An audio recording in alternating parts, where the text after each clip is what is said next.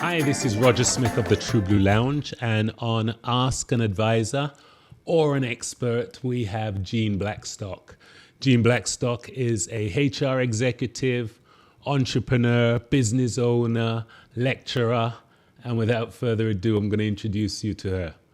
Remember, like, subscribe, send to a friend, or make a comment. Thank you. Here's Jean. So, hi, Jean. How are you doing today? Very good, very Good, good. good, Highly good. favored and blessed. Nice, nice. Always Yeah. nice to hear. So, what I want to do is, Jean, I'm going to ask you specific HR related questions. And what I Mhm. want is for you to tell the listening public what your, the highlights or an elevator speech of your HR experience so they know I'm talking to someone that knows her HR.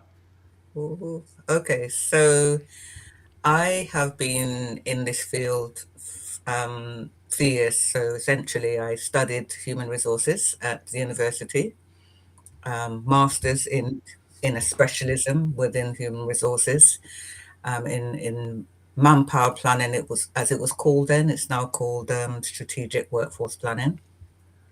So I've been in the field since graduation, and I have worked in commercial organizations supporting major brands. So while I worked in the Caribbean, I worked with um, PricewaterhouseCoopers, Cable and Wireless, Digicel, D&G, now Red Stripe, and um, and I have significant experience in the field, such that I decided to open my own consultancy business some 20 years ago. And I really focus on strategic HR workforce planning. So essentially looking at helping organizations align their workforce capabilities to their business strategies. So it's work that I really enjoy doing. Some organizations come to me when they are developing their strategy and they need help to ensure that they have the right talent strategy, the right alignment in place. Others have very specific issues that they want to fix. It may be salary bands, it may be their organizational structure, but I support them in various ways, and it's something that I enjoy doing. Actually, I'm not. I kind of moved out of generalist operational HR some years ago. It's not something that I enjoyed very much towards the end. It was quite stressful. What I enjoy is being able to support clients and help them achieve changes within their organizations. So change is transformation. That's really what I do and what Nice. I think I'm good at. Okay, no, that's good. That's good. Yeah. Makes everyone know that I'm not talking to a Kwashi Bado, so to speak. Nice, nice, nice. Hey, so what I wanted to really find out from you. So, when you went and worked in Jamaica, what was the kind of culture shocks you found actually working in Jamaica compared to when you were working in the UK? Oh gosh. So I think I think the biggest thing for me was how um, there were two things. So there was a level of formality that and a kind of more formality than I was used to in the UK, in terms of how you approach businesses and Do you and mean rules and a level of strictness and stuff like that? yeah, Hierarchy. yeah, so it's cultural rules. And let me give an example. I When I was working for PricewaterhouseCoopers, I was running a project and I needed to speak to various people, and I would call trying to set up appointments, and it was very challenging setting up appointments. So there was one CEO in particular that I really needed to speak to, and I just couldn't get him. Couldn't get him. I couldn't get him to pick up the phone. His secretary had passed on the message, but he just wouldn't call me back. So I decided to go to his office first thing in the morning and camp out. And so he arrived and asked who I was, and I told him. And he said, "You can't do that. You can't just come to my office and sit down outside my office uninvited. Do you know who I am?" Like, yeah, but I've been trying to get hold of you. And he said, no, I don't work like that. Don't work like that. So don't do that again. So come in. Yeah. So you can come in, you can talk to me now, but don't ever do this again. So I'm like, okay, thank you. Wow. Yeah. So that was that. And that was within the first couple of months of working there. So, there's a real deference, I guess, to authority and known figures culturally, business leaders. So you're in close proximity, and there's an expectation that you will toe the party line to some Yeah. extent. But on the other hand, on the flip side, I'm working on a project, and it's World Cup. Yeah, all males on my team, and and we have an agenda. We have a very strict deadline. We break for lunch, and the guys say, "Well, we're not coming back. We're watching a football match. You can't see the football match." Now, yeah, but we've got this work to do. Gene, football. We're watching football, so you can do what you want to do, but we're watching football. And okay, so it's kind of so it was a real yeah, it was a real spectrum in terms of I was learning a lot culturally in the process. But what I realized was that I had to adapt really quickly. I had to learn quickly and adapt. And yeah, and I think I was. I don't think I was shocked by anything really. It was just really just recognizing where I was, recognizing that there were different ways of working, different behaviors, and just adjusting my style so that I could still perform.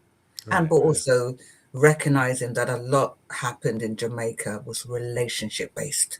Yes. Yeah, so you got in the UK, you got your formal systems and you've got your hierarchy. In Jamaica, it's still very much relationship based, and therefore it's really important to maintain those relationships and get people to work with you through that connection. You think this relationship base is a colonial sort of thing, wherein back in the day the colonial structure would place people where they wanted to. You know what I mean? They would place people. It wouldn't be a merit system. It'd be, say for example, when Digicel was being set up, there's a lot Mm, of people that came from Ireland, but I'm mm, wondering if competent people weren't working at cable and wireless that could have taken a lot of those jobs that the Irish may have come over to mm, do for Digicel. I don't know for a fact. I was just yeah. asking you to. Mm, Yeah. yeah. Um, I think there's a factor of um, I don't know if colonialization is the factor. Yeah, I think that there are structures in any organization in any society. So whether that's in the UK, in Asia, in Africa, in the Caribbean, I think there's structures. So I think where colonialization kind of really comes into play, it's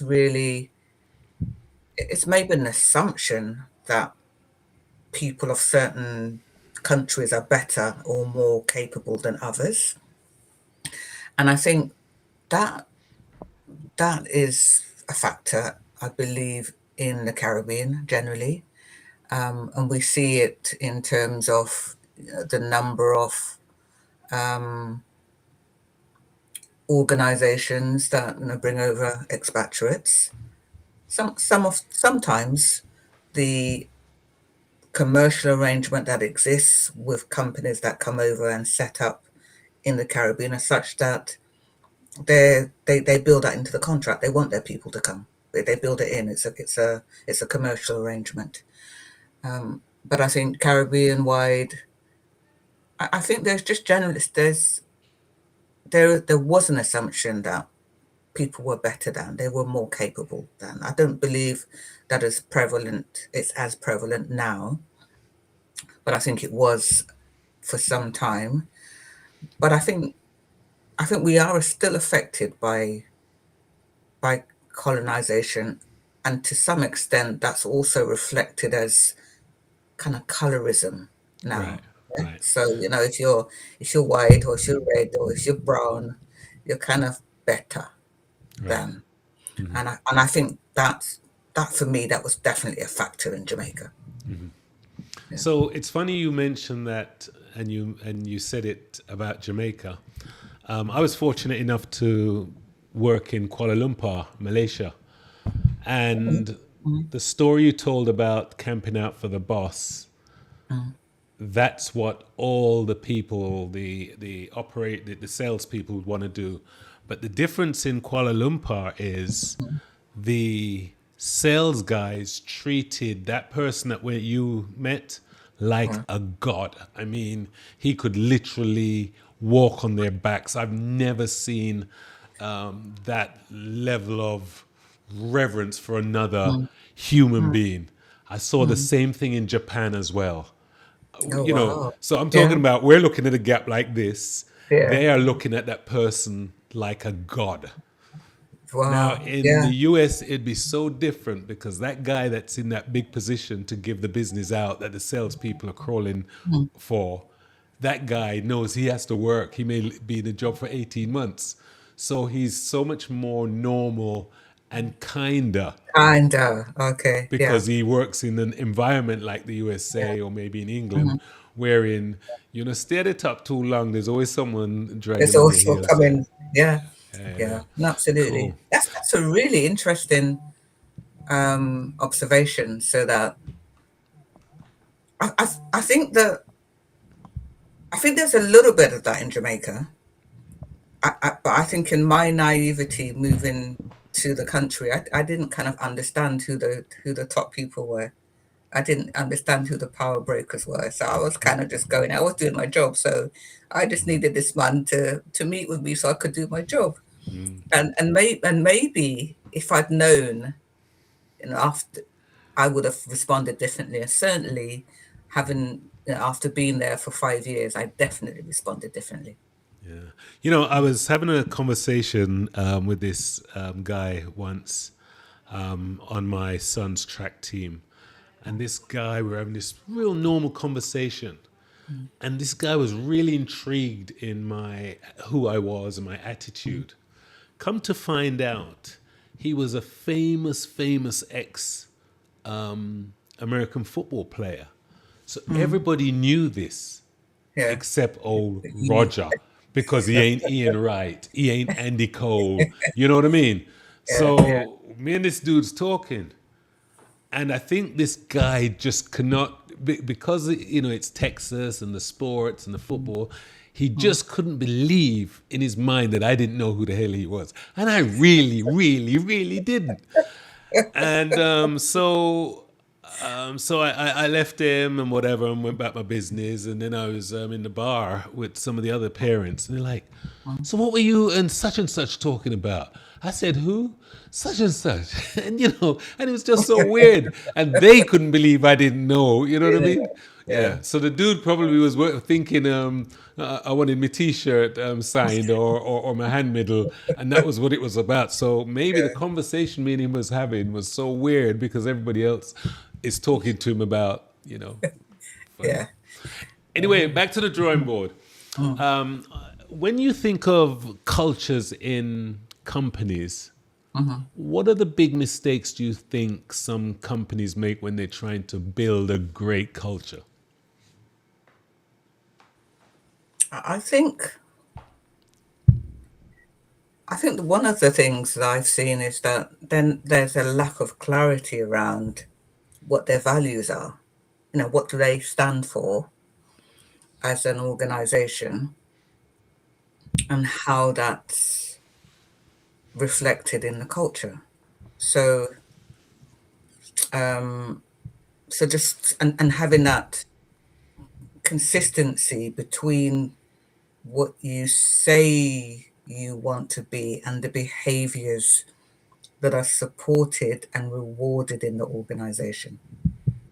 So if you have an organization that values teamwork, a very kind of arbitrary example, they say that they value teamwork, but then you've got one lone wolf in the organization or it working who will step on over people, disregard, doesn't play by the rules, and yet he or she is rewarded, then that impacts the culture. So often, the challenge with the culture is that the behaviors that they or the values that they propose are not reinforced, Right, right, and that other behaviors become the culture. So if you ask people what it's like to work around here,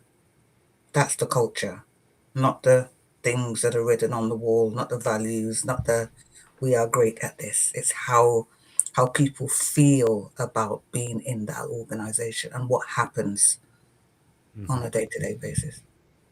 interesting. When people are in their 20s and 30s and they think about careers, yeah, what Yeah. sort of mistakes do you think they make, or they typically make in that time? Because I remember myself. I didn't Mm. even. I think I was so much into partying. I think the career thing I could have been maybe 2 years before, Yeah. but there was no one. It took a couple of guys at work to sit me down and say, Rog, this is not a joke thing. Okay. You know what I Yeah. mean? You cannot go clubbing till 3 o'clock Sunday morning, yeah, And and then rock turn and roll. up smelling like Tennant's and Carlsberg Special Brew. You can't do this, Roger. You got glitter on your face. You know what I mean? Yeah. So for me, I think it's knowing what you enjoy doing and what you're good at. Yeah. So I think, and the ideal is having both of those aligning and combining. So I don't think anyone should go into their career thinking about a job that they absolutely despise. Certainly shouldn't be in a role because that's what their parents want them to do, or because that's what's going to make the parents happy, or because, yeah, the parents paid for the education, so you must go down that route. So I think we should be giving young people the freedom to choose what they're passionate about, and so to guide them in that direction.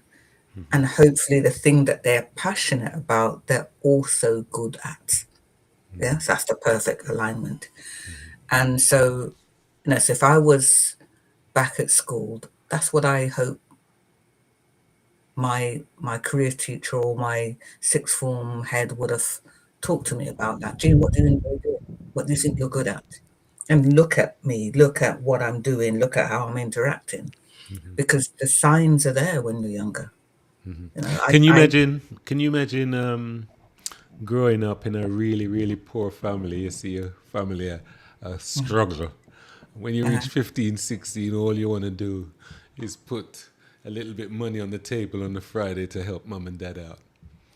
yeah, and there's certainly that pressure. And there was that pressure when I was growing up. Yeah, I saw individuals who are maybe a few years older than me with Right. with that pressure. So yes, there is that economic pressure, but ultimately you're spending a lot of time at work, Yes, that's true. 40 plus years, That's true. and therefore what you do, I mean, you're spending hours, you're spending months, you're spending years. You have to enjoy it. I mean, I don't think we should have to slog through our careers. I don't think we should have to survive it. Yeah.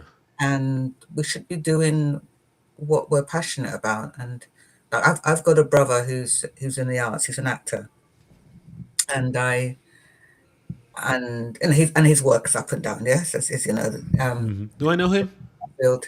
No, I mean he's not been in any major movies, but we're praying that he's going to You sure he land. wasn't in a Guy Ritchie movie? I'm sure there was a Blackstock in there, but go on anyway. Really? Yeah. Yeah, I'll have to ask him. But I envy him, and I've always envied him because he's doing something that he enjoys and he's really good at it. And yeah, economically it's up and down financially, but when he's in his element, he's on a roll, and I'd love to see that. You're like So me. You're like me because I really admire people that sing their own tunes, do their own stuff. But the thing is, I do realize it's not me. I do know that because every oh time I really? try, well, I think being married and having kids, there's this kind of weird responsibility in your head, and I wish I didn't have it. I wish I was carefree like some people I know around me. And when I say carefree, I mean there's some people they get a job in Timbuktu. They're like, oh, the kids they'll be okay, Oh, her she'll Yeah, be fine. You know what I mean? It's yeah, yeah, some yeah, people are really carefree. yeah. Stick So to it's a job that they don't interesting. like. Yeah, so it's interesting. So, like within my family, I'm that one that goes to Timbuktu. Yeah, Wow. and has taken my daughter with me. So we've moved all over the world, and and for me, it was about the opportunity, but it's also about knowing that for me, life is a series of experiences. Yes. And when am I going to be able to work in Thailand or Fiji or and yes, I'm thinking about the implications for my daughter, but I'm also important. Yes. And it's how do I safeguard her? How do I protect her? How do I Yeah. make sure that she has the right balance? And obviously, if your child is going through exams and you're moving from one country to the next, then that's not helpful. But you choose the times when you can do that and when they can move when they may be younger. In So true Roger style, if I didn't ask you this question, uh, people be looking and saying, "Well, Roger, why didn't you go there?" So hear this. So what uh, if you had a strong spouse that says, "Where do you think you're going with my child?" What would you say? oh, okay. So obviously we would have to have some negotiation. I mean, I think Negotiation on an equal 50-50, or he's the leader, he's the protector and provider. You're going to negotiate with him? we're both protectors and providers Okay. So of you're going our to, oh, daughter. all right. So it's 50 We're 50 both. then. I'm the mother and he's the father. Okay. So Okay. yes, it is 50-50. But Just yeah, check it. just Just check check in. in. Yeah, yeah. Yeah. But So this man. So you won't be controlled or guided by your man, sort of thing. I Led will led by your man. I'm going to respect my man and I'm going to respect his opinions, and ultimately we need to align somehow, and there may well have to be a compromise. And it Okay. may be me compromising or he's compromising. It depends. You know But what? I never knew HR people uh, were like lawyers when it came to relationships, but I'm seeing what's going on here. I see what's going on here. Yeah, I see what's going on here. Yeah. no, So in your dating life as a yeah. HR exec, have you ever found that you're a little bit more? I'm going to use the word pushy, but Work. yeah, yeah, you're maybe you may be telling dude what he needs to be doing a little bit more than he would like to be hearing All right. because of the type of work you do. So this is going to surprise you. Yeah. So I grew up in church. Yeah. And I grew up in a very strict Pentecostal church where the man's in charge. The man is, from a biblical perspective, it's Adam and Eve, and so when it comes to my relationships, I I'm not pushy. So I'm not subjected to him. I don't believe I'm subjected to him. But for me, it's really important to have harmony and to be able to compromise. And so I can be quite traditional as a woman, yeah, and take a traditional role. And I'm Submissive? okay to. Submissive? I'm never submissive, Roger. Oh, so you use the word traditional. I was just wondering what Yeah, tradition you were no, no, doing. no, no, not so. As in, I will in a domestic setting, cook, clean, iron, wash, make sure he's fed, make sure he's taken care of, making sure when he leaves the house he looks good. I will do that. I don't have a problem doing that. So when Yeah. I use the word submissive, what are you thinking of that is so? Because here So, you are doing what I think, cook, clean, blah blah blah. Not that just women do that. There's some men that love doing those things too. so the submission is about the power dynamics. It's about him controlling me, and it's about him dominating the relationship to the extent that what he wants is what happens, is what's permissive. But what if you find a nice, strong man that leads you in a direction that you don't mind? Why would you not just relax and submit and allow I him to don't, I take don't, you? I don't like the word submit. That's the challenge. I don't like. Submissive. Wow, I. what is it? It's because the submissive implies a power dynamic, and we are both where we are You're a both partnership. equal. Okay. No, no, no, not that. No, not that we're both equal. We're a partnership. We Okay. work together, and sometimes he's out, and sometimes he's leading, and I'm following, and sometimes I lead and he follows. But it's not submission. We just play Wow. different roles at different times in the relationship. But I'm a woman, and he's the man. And there are some things that I will do for him because I want that for my man. And but equally, I'm gonna say to him, honey, fix the car for me now, yeah, or take the bins out. But because I don't want to do those things, Right, but right, right. I'm happy to cook for him. I'm happy to make sure he look good. Yeah. So for me, it's not about If you asked submission. you to call him daddy, what would you say? If you wanted me to, Is that submissive enough? Ah, I'll be asking him, why do you want me to call you daddy, honey? okay. All right. All right. Hey, Please unpack that for me. huh? Please unpack that for me. Okay, okay. Because he's looking for submission, you know. Um, when you decided to leave corporate life and go upon and open your own consultancy, how did that decision come about, and how were you feeling internally? What gave you that kick? What was the straw that broke the back of a camel? Um, I think fundamentally, I was tired. I was absolutely exhausted. I'd been working in an organization where I was running at 100 miles an hour, traveling nonstop. There's a lot of pressure. And at the same time, I was um, midway through my PhD, and I just didn't have any time to focus on my studies. I really wanted to complete my PhD, and I just didn't have the time. Um, so there was a lot of pressure, but I also had the kind of the pull of wanting to do something academically, and it was scary making that decision, because as I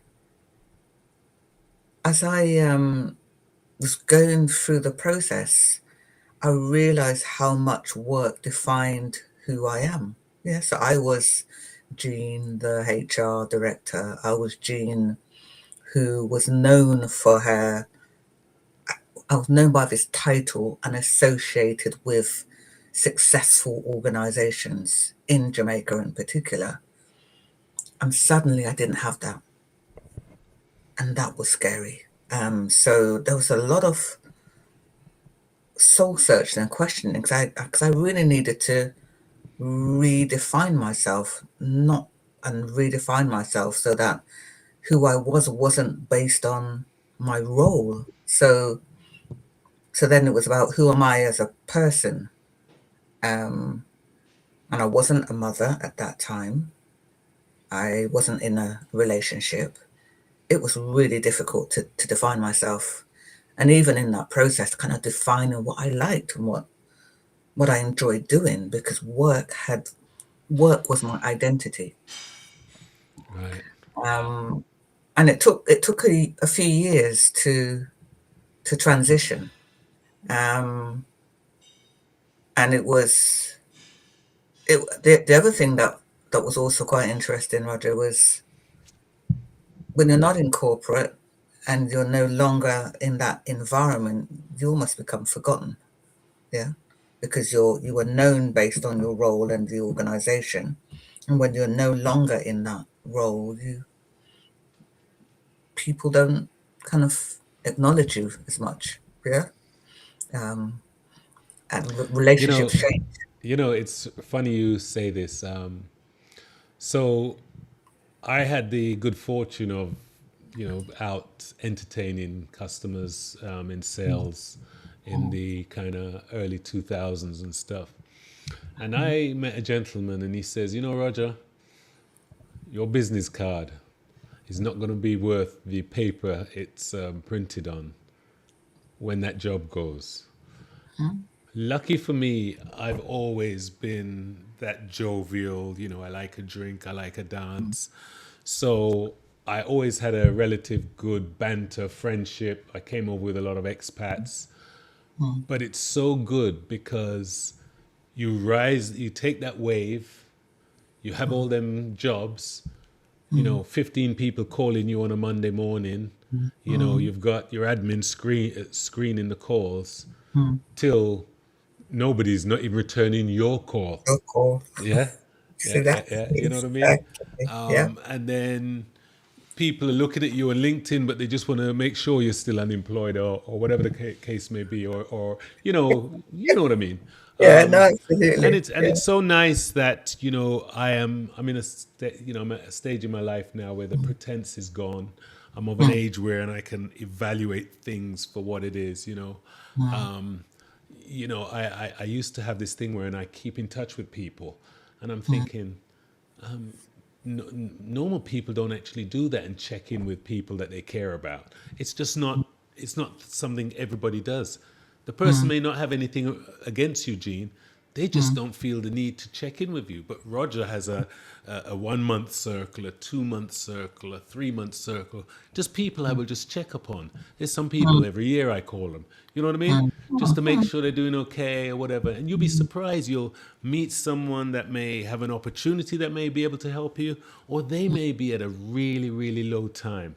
And they're really glad to hear from you. So you learn so much from keeping in Yeah. touch. So Yeah. what that taught me, Gene, was and when I say what that taught me, the whole thing about when you change job or you're transitioning and how other people treat you.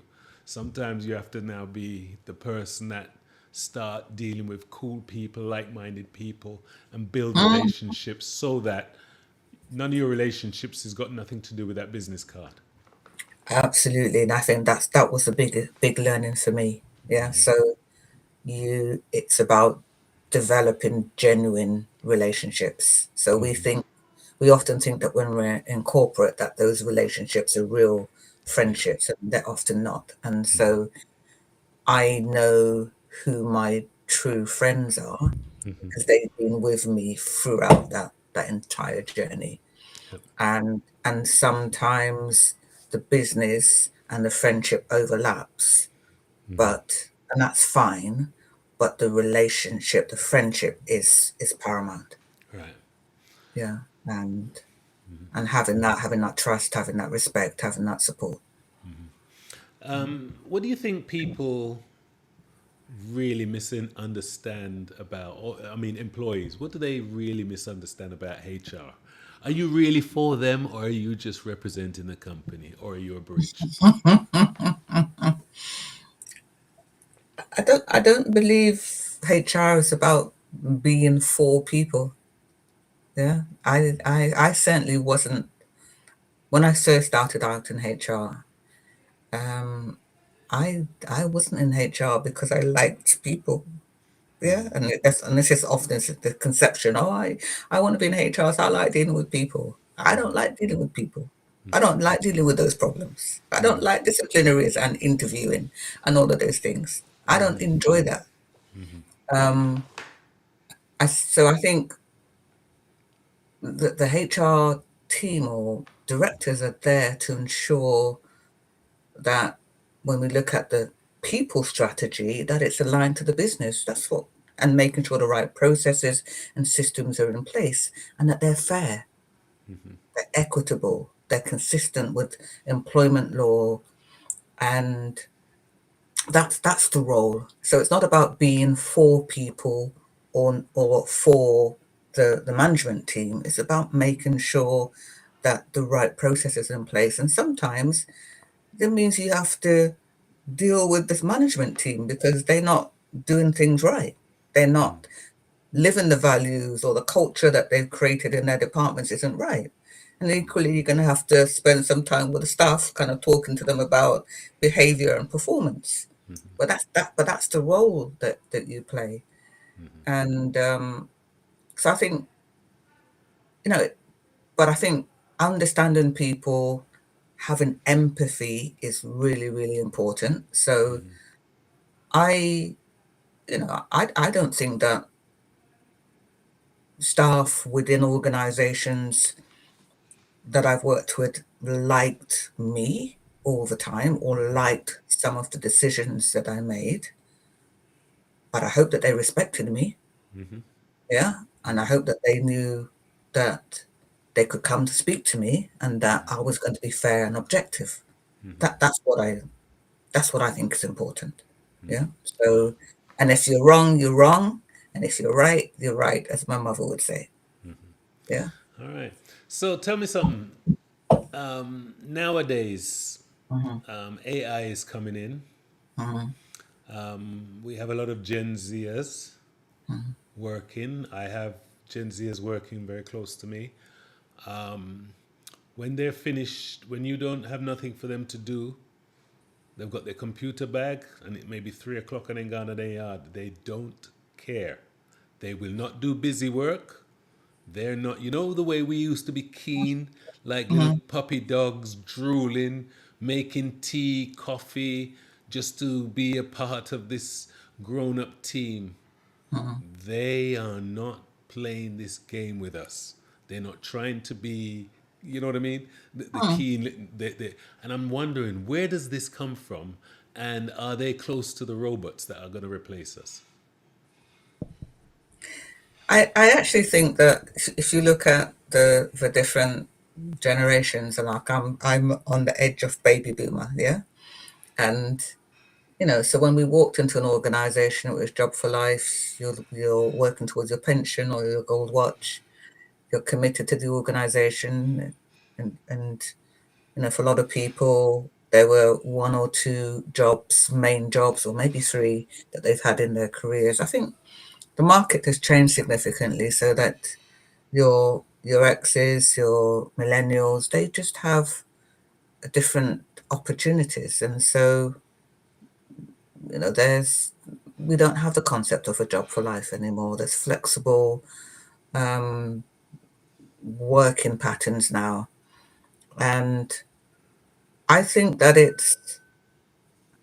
I think there's something to be admired about the Gen Zers in terms of the fact that they have a kind of healthier boundaries and that kind of work-life balance that we may have not have had when we were going through our careers. So I think there's something about the work-life balance. There's something about them being, not having very, very clear boundaries, not being taken advantage of. Yeah, and also knowing what they want. So I don't. Some don't. They don't want to be the manager. They don't want to be a director. That's not what their direction is. That's not their goal. They're quite happy at a particular level, or their work may be more creative. But I think they have more choice now, and that reflects in how they work. I but I think it's easier to make an assumption that they're lazy, but I don't believe they are. And so I work with Gen Zers who are super committed, who work additional time if needed, just to ensure that we can complete the projects that we have.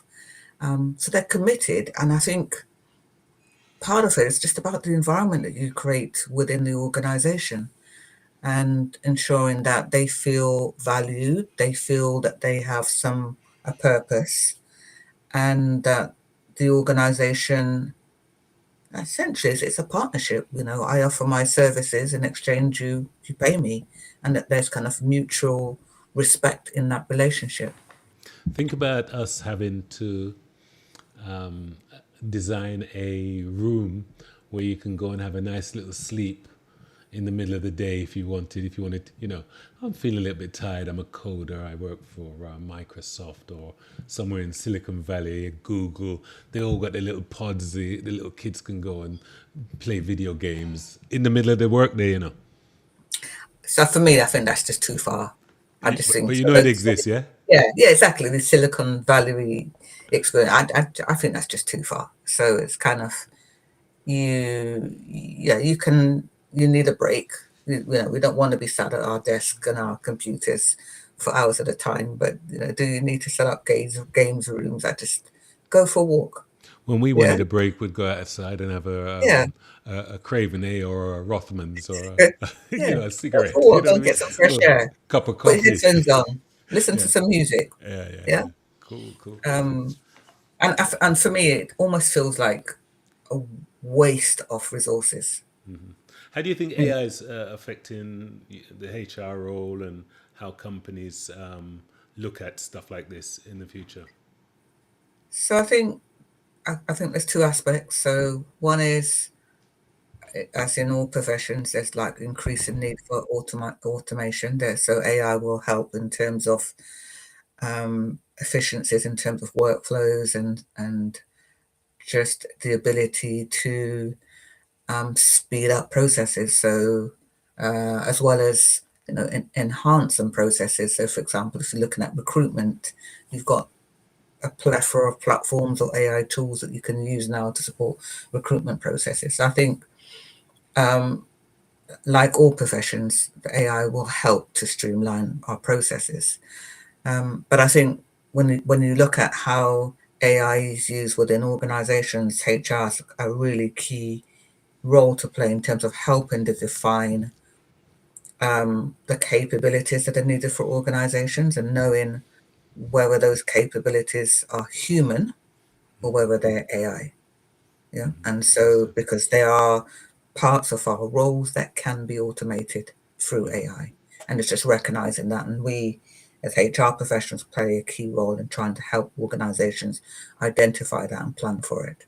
Cool, Um, cool. but I think, all roles, will be affected in some way. I think the whole scaremongering around AI is going to take your job is not. It's what it is. It's scaremongering.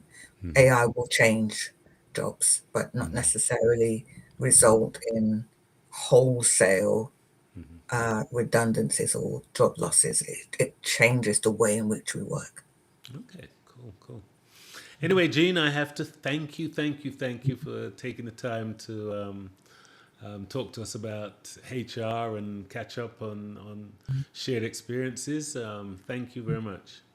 Yeah, no, thank you. It's been fun. Yeah, it's really nice to be in the True Blue Lounge. Nice, nice. So All yeah, right, so cool. thank you very much. All right, cool.